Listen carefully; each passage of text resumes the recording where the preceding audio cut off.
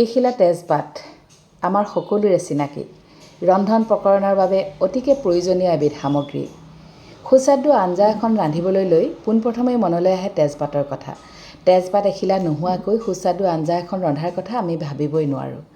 কিন্তু সেই একেখিলা তেজপাতেই আঞ্জাখন হৈ যোৱাৰ পাছত কিন্তু এলাগী হৈ পৰে।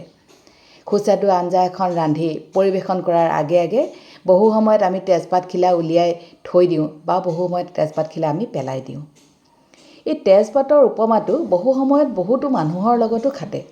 যেতিয়ালৈকে কোনো এজন মানুহৰ বিশেষ এটা কাম কৰি দিবৰ পৰা সমৰ্থ থাকে তেতিয়ালৈকে সেই মানুহজনে বিশেষভাৱে গুৰুত্ব লাভ কৰে। যেতিয়াই সেই কামটো হৈ উঠে তেতিয়া কিন্তু সেই বিশেষ মানুহজনক গুৰুত্ব কমি যায় বা বহু সময়ত সেই মানুহজনক আন ক'ৰবালৈ পঠিয়াই দিয়া বা আন ক'ৰবাত ঠাই দিয়াও দেখিবলৈ পোৱা যায়।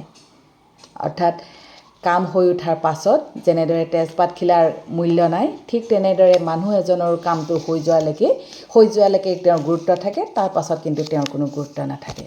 সেয়ে আপোনালোকক কৈছোঁ, হয় যদি কস্তুৰী হওক, তেজপাতৰ দৰে কিন্তু কাকো আনৰ ব্যৱহাৰৰ কাৰণে নিজক এৰি দিয়াৰ কথা নাভাবিব।